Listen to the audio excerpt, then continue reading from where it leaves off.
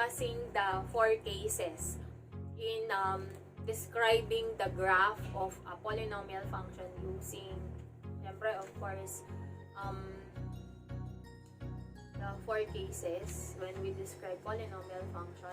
Let's try to answer yung poly in the end. Number 1. Okay. What's the leading term? Number 1. Lalabas sa screen. F of x is equal to x to the 5th plus 2x cubed minus 3x plus 5. Sabi niya sa poly in the end. O, kasi in the end. Dapat poly in the beginning and in the end. Ayun. Ba't di ko naisip yun? Ayan. So, sabi niya, determine the behavior of each polynomial function. Pasadahan na lang natin, no? Kasi, madali lang naman yung description. Most especially kapag alam mo kung ano ang kailangan para ma-describe natin ng mabuti at mas lalong maintindihan ang graph ng polynomial function. Kapag tinanong ka, what's the graph of the polynomial function? Yung ganun-ganun. Okay? So, hindi lang yun. So, we need to also know how to describe a polynomial function and its graph, especially. Okay? So, hindi tayo lalayo dyan sa 4 cases kasi it will be our guide. Okay? It will be our guide. So, number 1, magpa-flash na sa screen ng given, f of x is equal to x to the 5th power plus 2x cubed minus 3x plus 5. Okay. First things first, ano ang kailangan natin for us to describe the end behavior of a given polynomial function? Degree and the leading coefficient.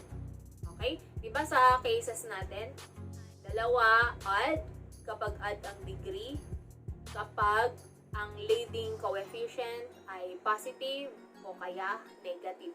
Doon magdedetermine yung end behavior ng graph ng polynomial function natin. So, as we can see in number 1, the degree is, what? 5. Okay? So, isa lang ang ibig sabihin yan. What else?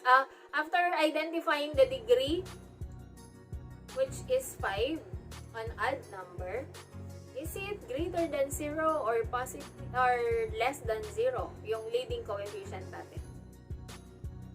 Okay? The leading coefficient is 1, which is greater than 0. So, let's look at the cases. Ano ang magiging itsura ng graph ng polynomial natin? Sabi niya, n is odd, of course, and greater than 0. So, definitely, the graph falls to the left. Okay, pababa sa left, but it will rise to the right. Okay, pababa and then pataas. Okay? So, ganun ang graph ng given polynomial function natin. Next, number 2. Magpa-flash sa screen. P of x is equal to negative x cubed plus 5x. Okay, so, ano ang given? What is the degree? The degree is 3, which is an odd number. What is the leading coefficient? The leading coefficient is negative 1. So, definitely, nandoon tayo sa the leading term is less than 0. So, we will consider case number 2, which is n is odd and the leading coefficient is less than 0. So, the tail or the end behavior of the given polynomial function, the graph will rises to the left. Rise to the left, kanina pababa. Okay? Rise to the left, but eventually falls to the right. Okay? So, ganun yung itsura ng polynomial, ng graph ng polynomial function natin, number 2. Okay? So, sana nakakasunod, no? Yan. Last example, actually, 4 to. But, end na tayo sa number 3. Magpa-flash sa screen. P of x is equal to 2x squared minus 2. Okay. 2x squared minus 2. What is the degree? The degree is 2. And it is an even number. Okay. So, ano kaya to? Case number 3 o case number 4?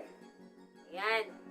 So, what is the leading coefficient? Is it greater than 0 or less than 0? The leading coefficient is 2, which is greater than 0. So, kapag even siya, and at the same time, greater than 0 ang leading coefficient, in short, ang end behavior ng graph natin, ano kapag greater than 0? Paturo sa right and left. Okay? So, yung left mo pataas, nakaturo yung arrow pataas, and at the same time, yung right, pataas din. Okay? So, that's how to describe the graph using the end behavior of a polynomial function by using the leading coefficient